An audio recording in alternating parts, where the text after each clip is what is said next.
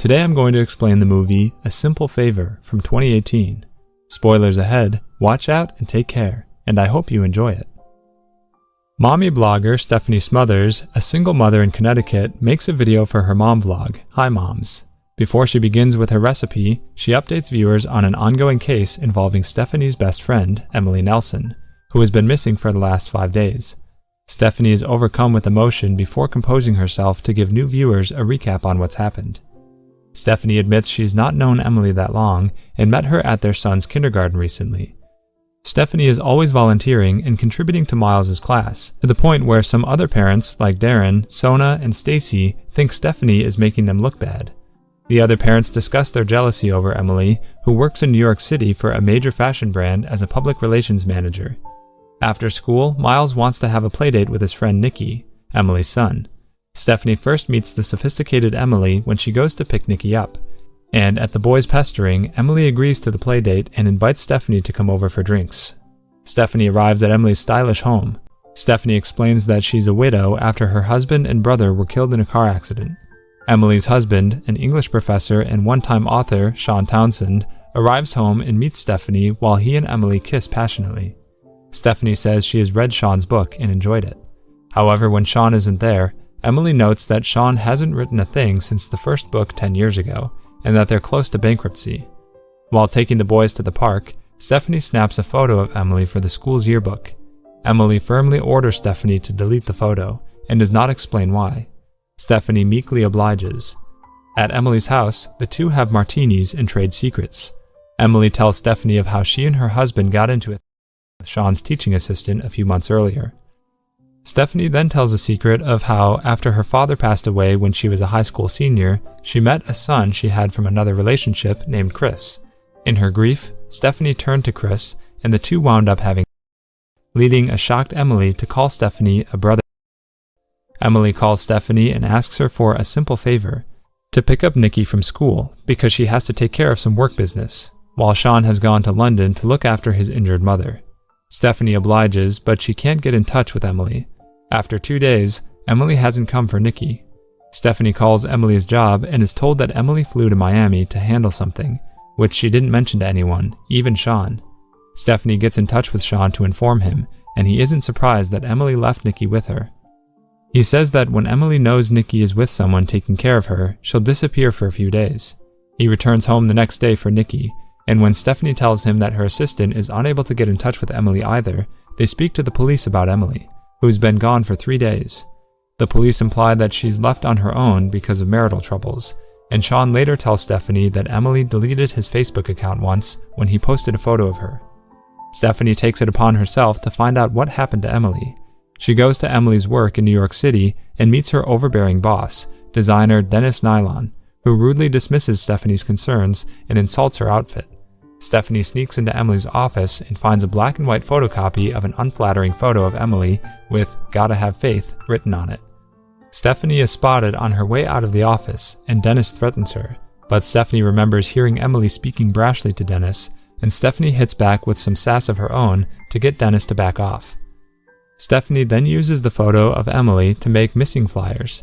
Detective Somerville later visits Sean to inform him that Emily was not on any flights to Miami, but that she rented a car from LaGuardia Airport the day she disappeared. Stephanie wraps up her original video posted after Emily had been missing for 5 days, updating her viewers with details about Emily's rental car. After a few days of Emily being gone, Stephanie's viewership has increased, and one of Stephanie's vlog viewers sends her a message stating that she may have spotted Emily driving in Michigan. Authorities go by a lake where the car was spotted, and sure enough, they fish the car out of the lake, as well as Emily's body. Sean is called in to identify the body, and he breaks down. A funeral is held for Emily. Nikki and Miles get into a fight when Miles says that Emily is in heaven, and Nikki yells at Stephanie, claiming that she's trying to be his new mom, and Nikki yells at his father that he's a loser, as his mother said. Sean reacts angrily, but Stephanie ably diffuses the situation. After the reception, Stephanie and Sean console each other, which leads to the two of them having. Stephanie speaks with Detective Somerville and is in disbelief when told that Emily's autopsy showed that she not only had severe liver damage from alcohol abuse, but in her body, and track marks on her arms and between her toes from injecting. She informs him that the couple fought about money like most married people do. Detective Somerville also tells her that Sean took out a $4 million life insurance policy on Emily right before she died. Stephanie insists they are looking in the wrong direction by investigating Sean, and that Dennis Nylon is way more suspicious. The detective explains that Nylon contacted them, telling them that Stephanie had more information than she was revealing. Stephanie goes by the college where Sean works and sees him getting very friendly with his attractive young teaching assistant. At dinner, Nikki insists he saw his mom that day at school, and when told by Sean that he merely thinks he saw her, Nikki retorts that she spoke to him and told him to say hi to Stephanie. Growing suspicious, she asks Sean about the life insurance, which Sean says was Emily's idea after learning that Stephanie lives off her husband's insurance, so they were thinking about Nikki in case something happened to either of them. He also tells Stephanie a story about the ring that was found on Emily's finger. It belonged to his mother and was the only piece of jewelry she cared about, and although Emily claimed she had given it to her and wanted Emily to have it, Emily in fact stole it. While visiting his mother in London, the ring disappeared, and on the plane ride back to New York, Emily announced she had found it.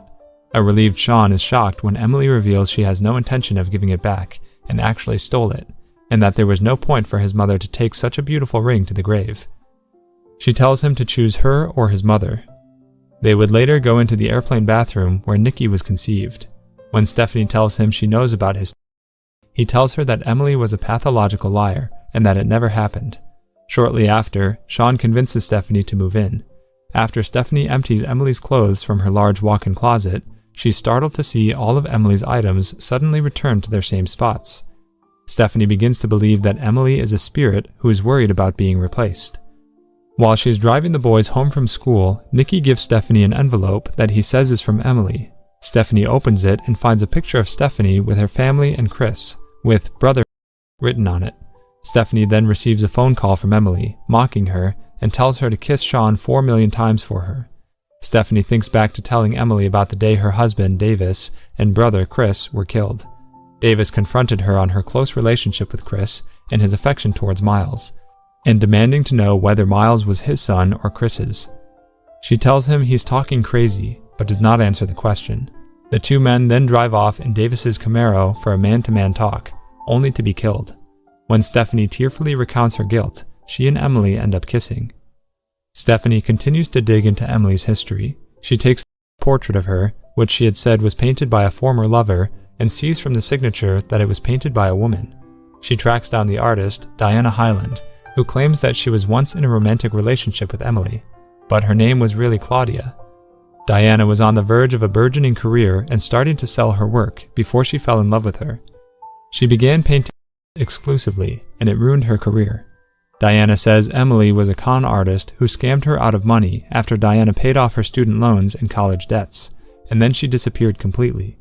Diana then gives Stephanie the one thing Emily left, which is a t-shirt for a Bible camp called Squaw Lake in Michigan.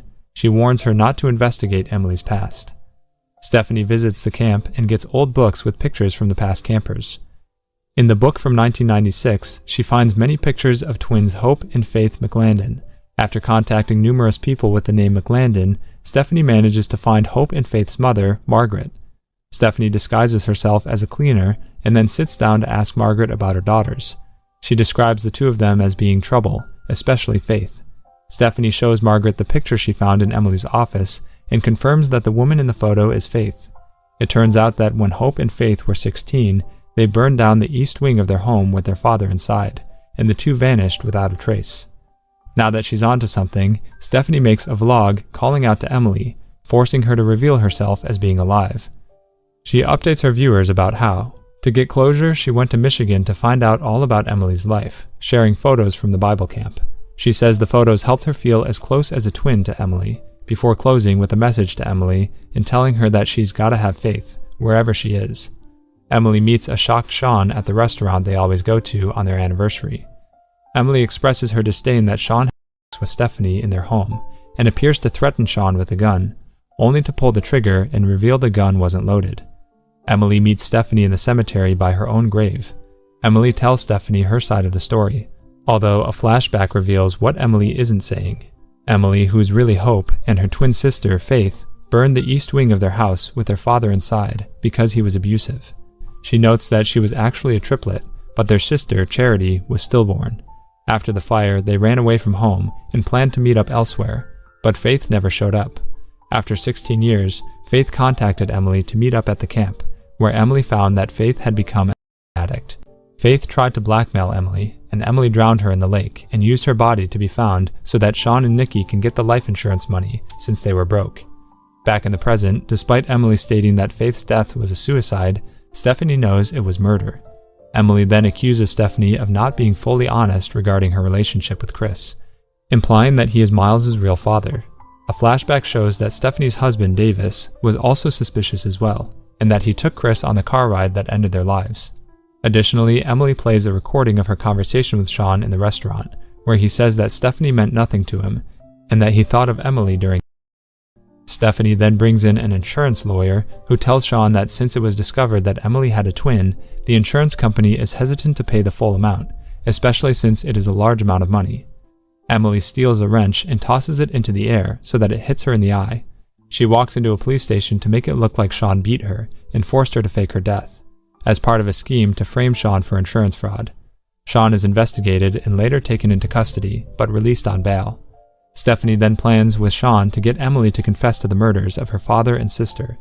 Stephanie comes in with a gun and pretends to shoot Sean, but Emily already knew of everything and cut the mics that the police planted. She takes out her own gun and shoots Sean in the shoulder for real, while also confessing to the murders. Stephanie then reveals that she has a hidden camera on her blouse, and that her viewers have all seen Emily's confession. Emily attempts to escape as Stephanie goes after her. Emily draws her gun on Stephanie, but she gets slammed by a car driven by Darren. Moments later, the police arrive to arrest Emily. 6 months later, Stephanie's vlog has hit 1 million viewers. She continues to provide recipes and home remedies, and is now investigating cold cases. The ending text states that Stephanie's vlog continues to bring in viewers, while she has also started a detective agency and has helped the police solve at least 30 cases. Sean has written another successful book and has gotten a job working at another university, and he still lives with Nikki. Emily was sentenced to 20 years in prison, but she has adjusted to prison life nicely, as she's seen playing basketball with her fellow inmates. To watch more explanations of these kinds of movies, click on the videos on your screen. And don't forget to let me know how you feel about this movie in the comments down below. And at last I will say, stay safe, stay well, thanks.